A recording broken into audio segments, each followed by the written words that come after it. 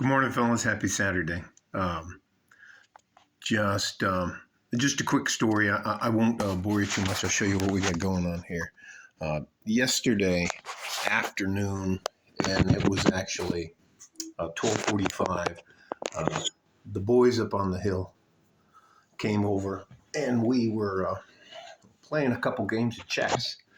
And I had the window open like I have it open right there now. And that's one of the guys up there lives in that house. And the other guy lives over there in that house, in the White House. So they came down and we were playing a couple games of chess and having a good time. And all of a sudden, a car pulls up and the guy gets out of it. I know because he's asked me for money on several occasions. One was a trip to finance his trip to Vegas. And he comes up to the door, and it was 68 degrees, so the front door's open, the screen's down, and he rings the doorbell. And I get up, and I let him in. And he comes in into the house. So I open the front door. He's standing there. He rings the doorbell. I make sure it's him. He comes in. He's facing down the hallway here. He turns and he takes 2 or 3 steps and he sees the 2 men that are sitting on the couch. I almost said it. They get very angry if I say their names and that. They're very private people. In fact, they're always trying to encourage me to pay some money to some guy they know to remove them from the internet. Who removed them from the internet? Anyway, I'll get to the point. And this young man, well, not young man, he's just a little bit younger than I am. I think he's 55 now. And he looked like he had been poleaxed, dumbstruck, gobsmacked. He looked like someone had stunned him, tased him, done something to him.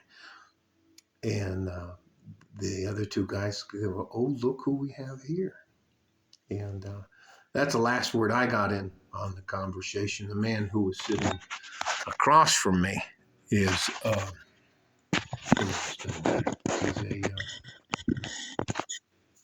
anyways, he's just a well-known figure in our city, and the guy sitting next to me is also a former.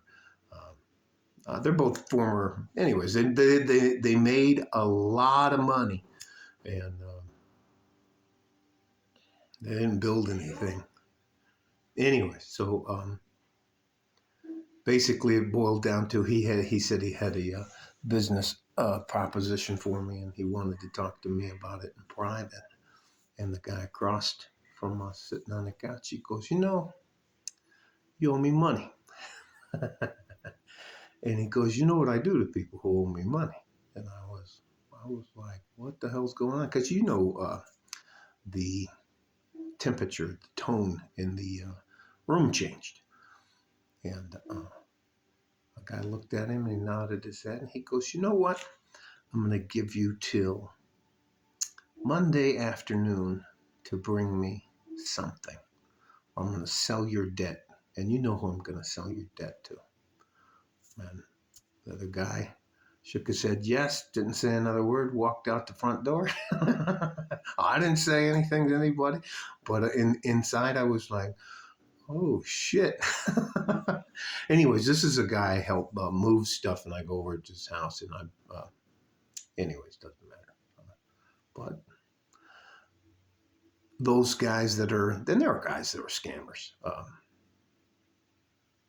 Sooner or later, the bill comes due. I'd rather be on my side of the table than having to deal with that dude. And we're talking about, anyways, you guys stay safe and healthy. Take care of each other if you can. And if you can't, you take care of yourself. It was just, have you ever wanted to see something come all the way around back? Anyways, it was, I don't know if I could call it a guilty pleasure, but I was like, inside I was like going, yay! Anyways, like a fart in a G-string. From West Texas, El Paso. I'm out of here. Bye-bye.